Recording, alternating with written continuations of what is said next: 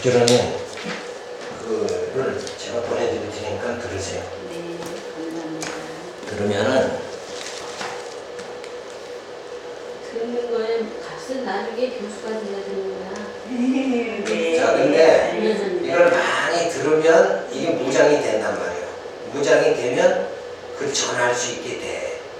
근데 지금은 이렇게 알 것 같은데 막상 말하려면 그렇죠. 안 되고 머리 그게 정리도 아직 안 되고. 그게 조금 더 들으면 된다니까. 아, 그렇군요. 우리 권사님이 있잖아. 처음 여기 나왔을 적에 아유 목사님 그거 어떻게 참 할 수 있게 배울 수 있냐 그거 걱정을 많이 하더라고. 근데 지금은 이제 여기서 이제 1년 넘게 들었잖아요. 네. 그러니까 이제 그 내용이 이제 들어오는 거야. 그럼 나와서 전할 수 있게 되는 거야. 저도 1년 됐어요. 그런데도 이모님이 정신을 차려야 돼. 그 권사님은 요새 빠지기 전까지는 한 번도 안 빠지고 저는 열심히 해요. 저는 가게할 때는 건성건성 그냥 시간만 때우고 하고 중간중간 이렇게 빠지시고 그래요. 많이 빠졌죠. 앞으로 그게 연결돼서 계속 이렇게 들으면 그러니까 이게 흐름을 딱 놓치니까 그 다음에는 이게 잘 안 들어오더라고요. 그렇죠. 그러니까 계속 이렇게 그러니까 지금 신학 과목 그거 만든 게 지금 제가 22개라고 이거요. 과목을 전부 그걸 이제 계속 이렇게 쫙 들으면은 가르칠 수 있도록 그렇게 돼요. 자, 어쨌든 우리 계속해서 16장 들어가서 회심과 믿음입니다. 중생에서 이룩된 변화가 교리학 계속 하시는 거예요? 네, 1시간 더 오고 한 시간 더 하시는 거예요? 중생에서 이룩된 변화가 의식적인 생활 가운데서 나타나기 시작할 때 이를 우리는 회심이라고 한다. 그래서 회심에 대한 일반적 고찰을 보면 중생받은 자로 하여금 그들의 의식적 생활 가운데서 믿음과 회개를 통하여 하나님께로 돌아오게 하시는 하나님의 행위라고 정의할 수 있다. 그래서 회심은 중생과 같이 순간적인 변화이지 성화 같은 점차적인 과정이 아니다. 그래서 중생과 같이 뭐예요? 회심도 순간에 이루어진다. 이렇게 되는 거예요. 그러니까 전에는 내 뜻대로 살던 내가 말씀을 성령의 역사하면 신앙으로 아버지 뜻대로 살아갈 수 있는 우선 뭐 충만히는 안 되지만 방향이 이렇게 딱 바뀌어요. 그래서 어느 날 내가 신앙생활을 해야 되겠다. 교회 열심히 다녀야 되겠다. 이런 마음의 변화가 주어지는 것. 그런 관계를 다 회심이라고 그러죠. 회심의 소극적 요소인 회개. 회개란 과거를 돌아보는 것으로서 죄인의 의식적인 생활 가운데서 죄를 쫓아버림으로 일어나는 변화라고 정의할 수 있는 것이다. 자, 그래서 이 회개라는 거, 회개 요소, 몸은 지적 요소, 과거의 죄를 지성으로 인식하는 것과 감정적 요소, 인식한 죄를 슬퍼하는 것, 의지적 요소, 죄를 용서받고 씻어버리고자 하는 성향과 작동하여 어두움을 제거하고 빛 가운데 거하는 지성과 감성과 의지적 행위를 말한다. 그래서 여기서 보면 회개라는 것이 어디까지 이어졌냐면 변화되어지는 여기까지 이루어져야 되는데 그냥 뭐 내가 뭐 잘못했다 하나님 잘못했습니다 이렇게 하고는 그 다음에 이어지질 않는단 말이에요. 순간 끝나버리면 안 되는 거죠. 계속 지속적으로 이어져야 된다. 회심의 적극적 요소인 믿음. 그래서 성령에 의해 마음속에 일어나는 복음 진리에 대한 확신이며 그리스도 안에서의 하나님의 약속에 대한 진실한 신뢰라고 정의할 수 있다. 그러니까 위에 보면 이 회개와 믿음 이게 차이가 있게 지금 설명하잖아요. 그죠? 그러니까 요 회개라는 거 요거는 돌이키는 거죠. 그리고 이 믿음은 뭐예요? 진리의 확신으로 변화되어지는 거, 이걸 말하는 거예요. 그러니까 진리가 임하지 않은 상태, 그거는 육신의 회개 상태란 말이에요. 자기 잘못을, 자기 죄에 대한 것을 돌이키는 상태. 그러면 돌이켰다 그러면 이제는 어떻게 되는 거예요? 진리로 완전히 바뀌어져야 되잖아요. 그걸 믿음이다 그러는 거예요. 그러니까 믿음은 바라는 것들의 실상이요 보이지 않는 것의 증거다. 그러니까 그 진리는 바로 예수님이 재림하신다. 신령한 새하늘과 새 땅이 주어진다. 여기를 바라보는 거죠. 그러니까 믿음이라는 것은 바라보는 거예요. 바라봄의 실상. 그것을 바라보면서 내가 그리로 향하게 되어질 때, 요거는 뭐냐면 육신적인 소망을 가지고 그리로 가다 보면 점점 뭐가 되냐면 탐욕으로 점점 빠진단 말이에요. 근데 소망이 하늘에 있으면 이 땅의 시기와 질투와 탐욕으로 살아가지 않게 되잖아요. 그러니까 방향을 완전히 하늘에 두고 이렇게 다름박질하는 게 믿음이다. 근데 회개는 뭐예요? 내가 이런 죄를 졌습니다. 이렇게 되는 거죠.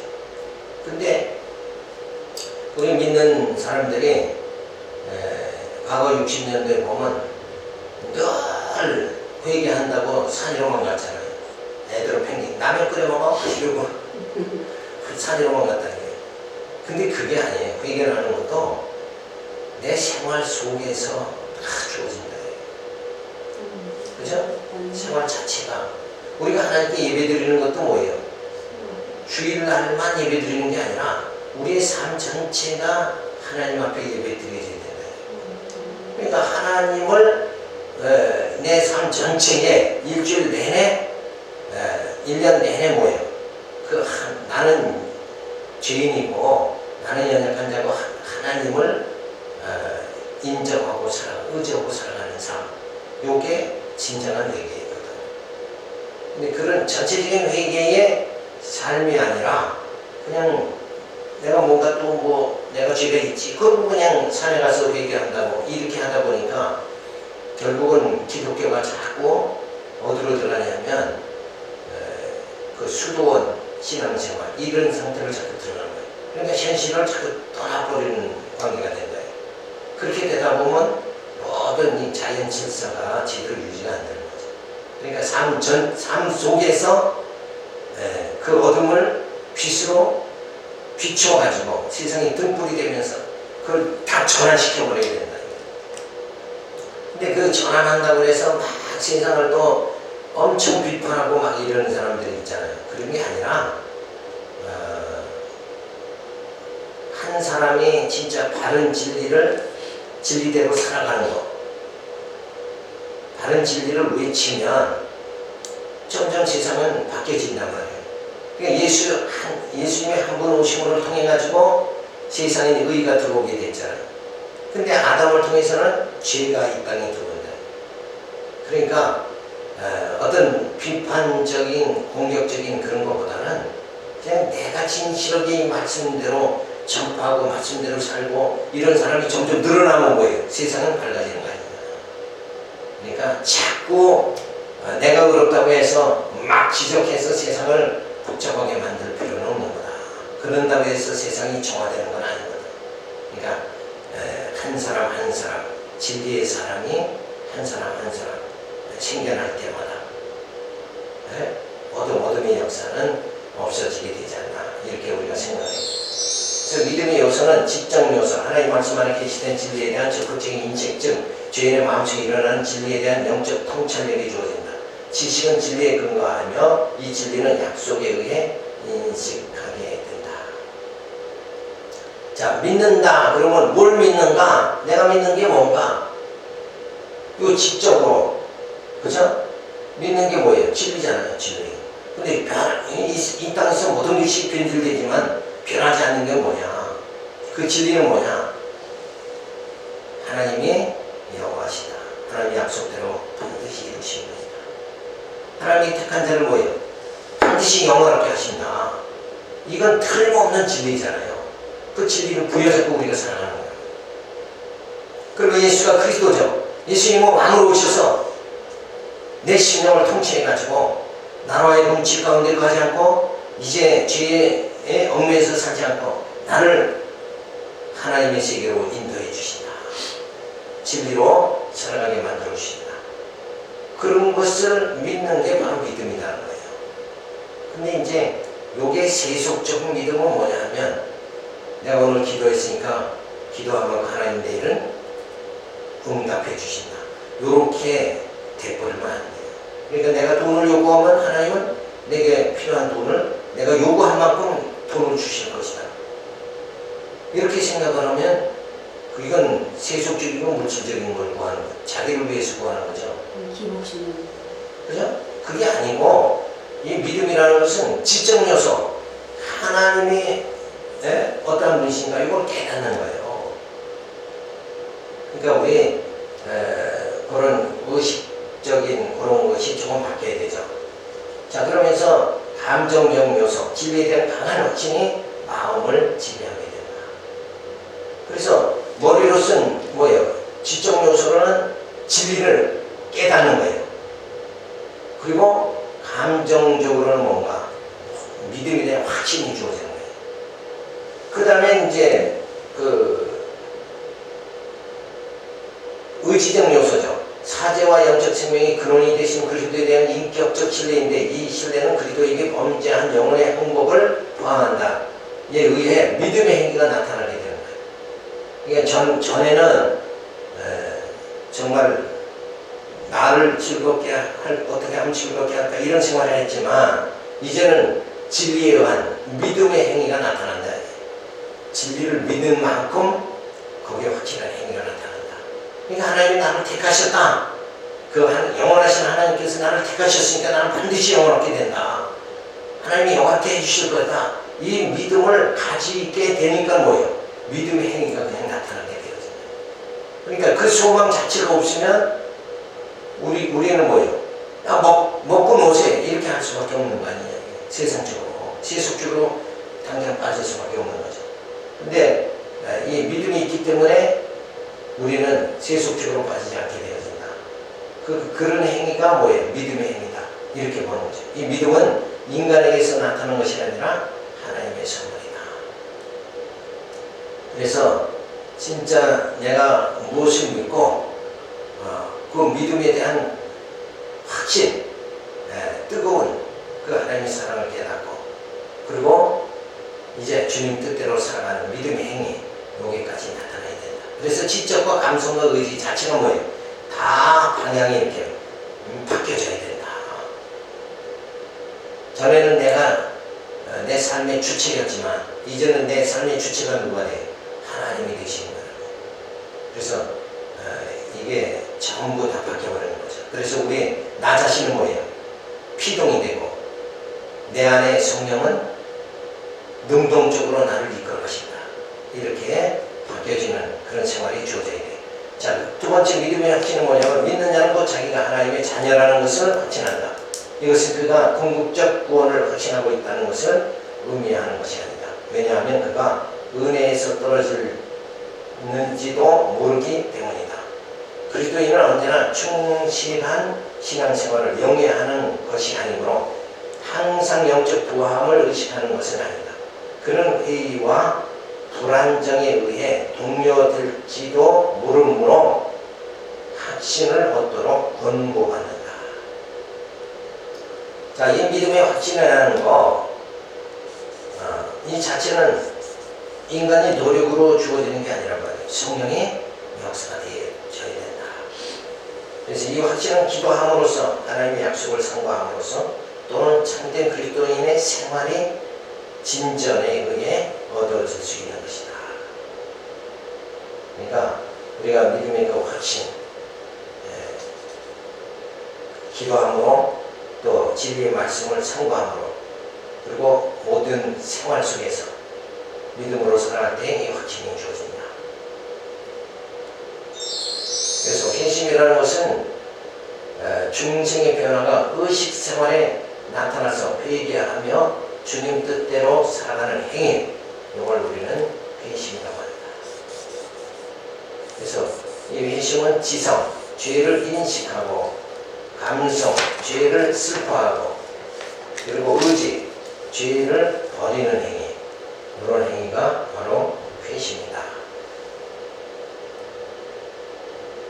자, 그런데 믿음이라는 게 뭔가? 성령에 의해 복음 진리에 대한 확신과 그리스도의 약속에 대한 신뢰, 이게 믿음이죠.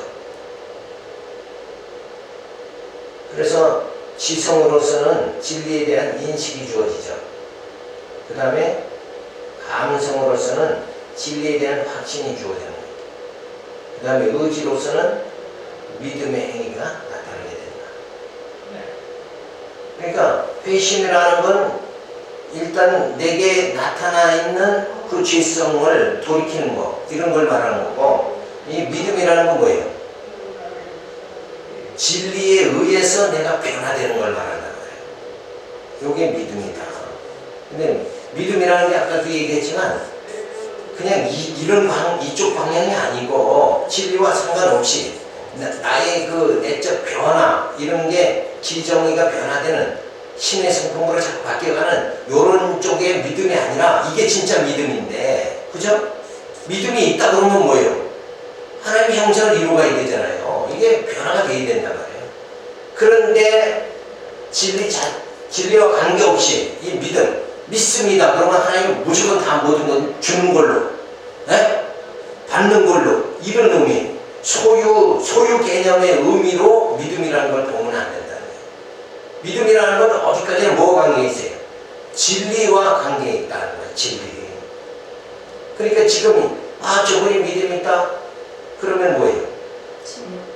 진리하고 관계 있을 때는 저분이 믿음이 있다 할지는 뭐예요? 저분이 진짜 말씀대로 그 극한 상황에서도 승리하는구나, 이런 모습을 우리가 발견할 수 있는 거예요. 그렇죠? 근데 그냥 믿음이 있다 그러면 저분은 믿음이 있다고 그냥 그 간증들 하잖아요. 그 간증, 대부분의 간증이 뭐예요? 하나님이 내게 역사해가지고 내가 이렇게 된다.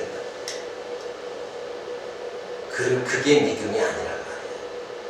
이 진리와 상관이 없으면 그런 거는 뭐예요? 그저 하나님 내게 복 주셔가지고 내가 전에는 이렇게 생활했는데 지금 이렇게 변화됐네, 이런 삶을 산다 하는 외적 삶을 얘기하는 것 뿐이지, 결국은 그 사람 자체가 신적 변화가 주어지는 건 아니다. 신의 성품으로 변화되는 건 그건 아니다.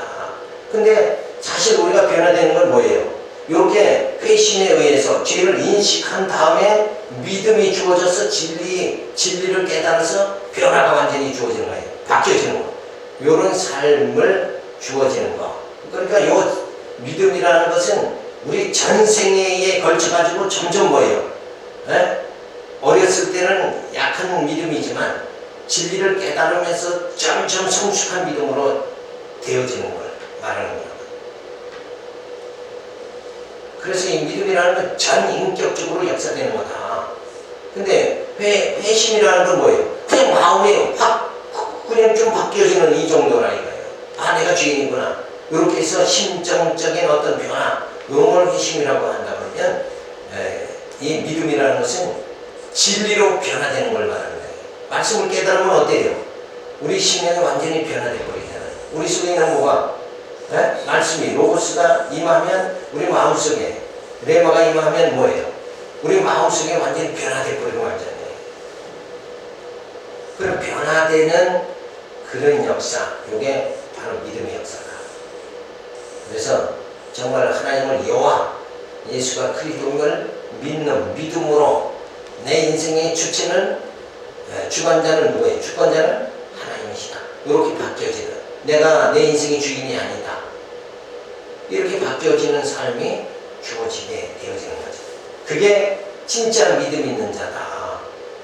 근데 여전히 변화되지 않은 심령, 그거는 회심 단계에 머무는 단계다, 이렇게 볼 수밖에 없는. 자, 17장에 들어서 칭입니다. 그리스도의 완전한 의에 근거해서 죄인을 의롭다 선언하시는 하나님의 법적 행위라고 정의할 수 있다. 칭의는 죄인 밖에서 즉 하나님의 법정에서 발생하는 것으로 죄책을 제거해주며 단번에 영원히 완성되는 행위인데, 하나의 성화는 인간 내부에서 일어나는 것으로서 죄의 오염을 제거해주며 계속적으로 일생을 거쳐 행해지는 과정이다. 그래서 우리가 예수 안에서 어떻게 됐어요? 진짜 칭의 받았죠. 그래서 우리는 하나님 앞에 나갈 적에는 뭐예요? 우리를 하나님께서 죄인이다 하지 않으시고 우리를 의인으로 받아주신다 이거예요. 그러니까 우리는 늘 이 땅에 살아오면서 나는 죄인인데, 그래가지고 그냥 항상 뭐예요? 뭘 해야 돼? 내가 죄인이다 그러면 늘 회개를 열심히 하려면 어디로 가야 돼? 산에 또 들어가서 열심히 회개를 해야 되잖아요. 그게 아니라 근데 또 회개도 교수님이 계속적으로 해. 우리가 죄를 계속 쌓을 수가 없으니까 만약에 내 마음속에 꺼리끼는 게 뭐가 있다 그러면 그때 회개는 해면서 가야 되는 거잖아요. 그게 당연하죠. 그 삶 속에서 삶 속에서 늘 우리를 말씀의 거울에 비춰가지고 내 약한 것을 내가 인정하는 거예요.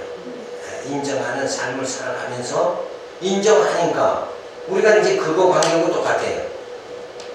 율법이라는 게 뭔가 선생이 다 그러잖아요. 율법은 뭐예요? 우리의 죄성을 자꾸 드러내는 거잖아요. 죄성. 그러니까 율법을 통해서 내 죄가 드러나면 내가 어떠한 입장이 있는 것이다. 나의 정체성을 깨닫게 되어지면 누구를 찾아야 돼요? 나는 죄인이니까 율법 앞에서는 나는 죄인일 수밖에 없으니까 나는 죽어야 되는 거잖아요. 율법은 정죄잖아요. 죽어야 되는 거. 그러니까 내가 죽었다 싶으면 이제 내가 살아야 되겠다는 소망이 있잖아요. 그러니까 누구를 찾게 되는 거야? 예수를 찾게 되죠. 그러니까 진짜 율법을 깨달으면 누구에게 향하게 되느냐? 예수님에게 갈 수밖에 없는 거다 이거예요. 그렇잖아요. 그러니까 율법 자체는 몽학선생이다 그러는 거예요. 그러니까 율법 자체가 뭘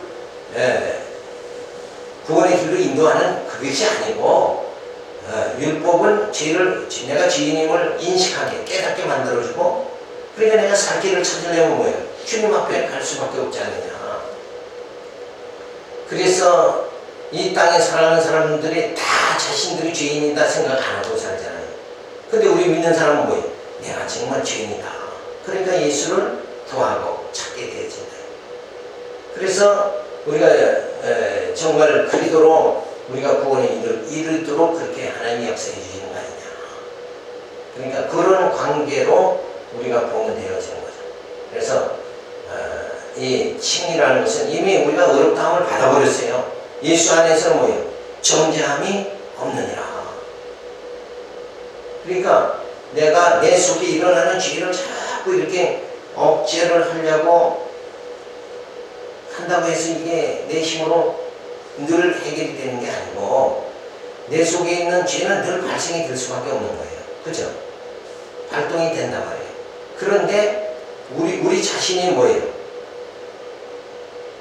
예수 앞으로 우리의 삶 자체가 그 죄를 억제하는 상태가 아니라 의로 향하는 발걸음을 힘차게 내딛으면 자연적으로 악은 내 안에서 아무 소용이 없게 된단 말이에요. 그러니까 예수 안에 있으면 정죄함이 없다는 게 바로 그런 얘기예요. 율법 안에 있으면 뭐예요? 죄가 자꾸 드러난단 말이에요. 그래서 우리는 그런 말도 하잖아요. 자, 사람마다 뭐예요? 장점이 있고 단점이 있죠. 그러면 단점을 없애려고만 살면 하는 거고 그런 방법 보고 내가 좀 단점이 있더라도 내 장점을 살려가지고 열심히 살아가자. 그러면 그 장점 때문에 뭐가 가려져요? 단점이 가려질 수 있죠. 그렇잖아요? 그러니까 그런 삶이 바로 뭐냐면 내가 의의를 정해서 부지런히 줄다름 친 거예요. 그리스도를 찾고 그리스도를 구하고 정말 하나님 뜻대로 살아가려고 하는 그 복음의 열정을 가지고 살아가면 내 개인의 죄 요거는 가려진다. 그죠? 소멸된다. 그리고 의가 내 안에 가득 차 그리스도의 영광이 내 안에 임하면 내 속에 있는 죄는 어둠은 그건 사라져버리고 만다. 그러니까 우리는 너희는 이제 어둠의 자녀가 아니라 빛의 자녀다 하는 말을 해주신 게 그거란 말이에요. 우리는 어둠의 자녀인 줄 알고 자꾸 내가 죄를 안 져야지 막 하면서 어둠의 자녀에서 벗어나려고 하는 삶을 산다니. 근데 우리는 이미 뭐가 됐어요? 칭의를 받았으니까 이제 빛의 자녀로 그냥 살아가면 된다 이거예요. 그러니까 매일 보따리 써서 회개하는 것보다 지금 뭘 해야 돼요? 진리를 막 가서 전해야 된다 이거예요. 진리를 전하고 땅끝까지 진리를 전하는 복음의 사역자가 되고 막 이렇게 우리가 앞서서 나가야 된다 이거예요. 언제나 골방에 가서 보따리 싸가지고 그러면 거기 가서 회개 하고 있으면 자기는 그만 때려도 회개 진짜 해가지고 다른 생명을 구원할 길이 없잖아요. 그러니까 지금은 뭐예요? 우리가 정말 빛 가운데 거할 때요, 우리가 이 복음을 정말 나팔을 불 때다. 그래서 그 복음 진리가 내 안에 충만하면 내 속에 있는 건 뭐야? 악은 소멸되니까 회개는 안 해도 되는 거잖아요. 그죠? 그러니까 내 심령이 얼만큼 빛 가운데 거하느냐, 이게 지금 급선무지. 내 속에 인간은 어차피 죄덩어리니까 죄가 나타날 수밖에 없잖아요. 그러니까 그거는 이미 누가 해결해 줬어요? 예수님이 해결해 주셨단 말이에요. 우리는 이미 칭의 받았다. 이게 법정적으로 선언이 됐어요. 그러니까 나의 죄성 때문에 골방에 들어갈 것이 아니라 진리를 깨달으면 뭐예요? 요 어둠이 제거된단 말이에요. 이 방법을 우리가 택해야 된다. 그러니까 기독교는 퇴보하는 거, 폐쇄적인 것이 아니라 기독교는 뭐예요? 전진하는 거다. 그런 의미에서. 그죠? 단점을 자꾸 없애려고 그러지 말고 장점을 살리면 단점이 작아지지 않냐. 그런 원리하고 같은 거예요. 그러니까 자꾸 60년대 신앙인들은 자꾸 기도원 산 이쪽으로 갔지만 지금은 뭐예요? 우리가 이 복음을 진짜 한국에 주신 하나님의 사명이 뭔가? 저 중동이나 중국이나 전부 이 복음을 전에는 유럽, 미국 교회가 전했지만 복음의 주축이었지만 지금 이제 한국 교회가 복음의 주축 아니에요. 여기서 전부 복음이 지금 나가는 거예요.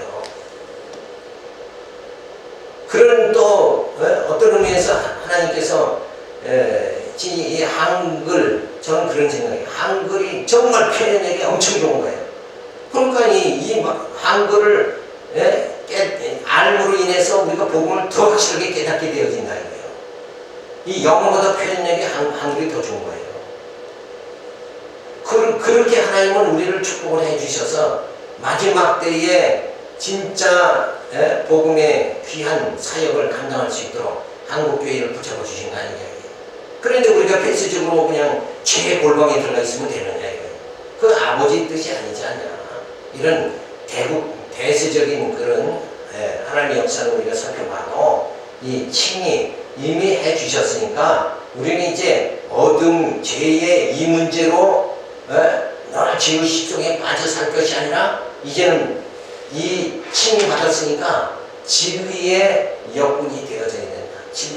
진리를 전하면서 우리는 그 진리가 내 안에 임하면 내 어둠은 점점 소멸된다는 거. 그래서 진리를 깨달아서 하나님 말씀에 그냥 하나님의 사랑에 감격해버리면 내 속에 있는 쫓겨난 마음, 아직 이런 건 그냥 소멸돼버리고 만다는 거예요. 그러니까 방법이 두 가지죠. 결국 내 있는 죄를 해결하는 데 중점을 둘 것이냐, 아니면 진리를 깨달아서 소멸시켜버릴 것이냐. 그럼 어떤 면이 더 바람직하냐 이거예요. 빛이 임하면 어둠은 사라진다. 이게 정확한 원리 아니냐 이거예요. 그래서 칭의 요소는 소극적 요소, 예수 그리스도에 의한 죄의 용서를 말해주는 것이니 칭의에서 허락된 용서는 과거, 현재, 미래 모든 죄를 용서해 주신다. 그러니까 하나님께서 우리의 죄를 다시 묻지 않는다. 이런 의미를 갖고 있는 거예요. 적극적 요소는 뭐냐면 하나님의 자녀로서 양례됨을 바라는 것이니 신자들이 이런 법적 아들됨은 중생과 성화를 통한 도덕적 아들됨과는 구별되어야 된다. 그래서 이 하나님의 그 적극 요소는 뭐냐? 양자, 하나님의 자녀가 되도록 이렇게 해주신 거다. 그래서 칭의의 시간은 뭔가? 영원으로부터 오는 칭의. 칭의는 하나님께서 영원 세계에서 뜻하시고 책정하신 대로 역사 속에 실현된 것이다.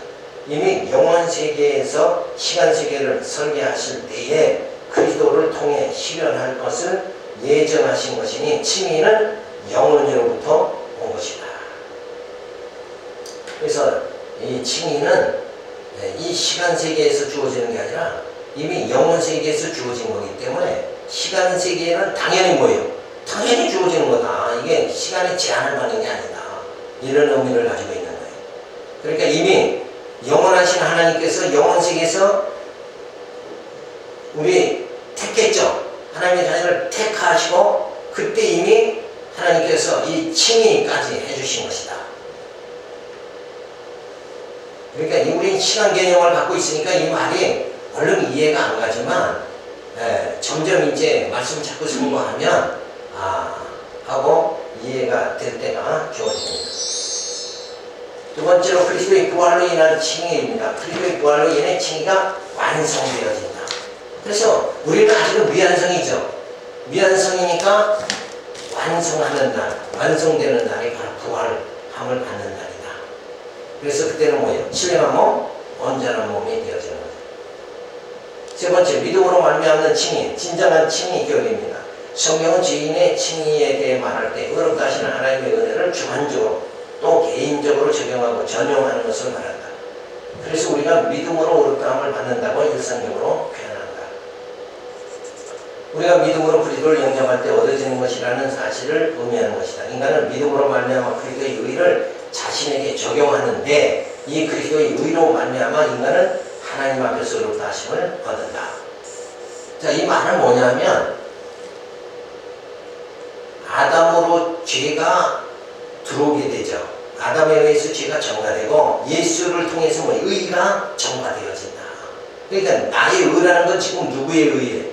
예수 그리스도의 의가 되어진 것이다. 그죠? 그래서 인간의 의라는 건 원래는 없는 거예요, 사실은. 인간이 뭐 죄인인데 죄 덩어리로 이 땅에 태어나는 건데.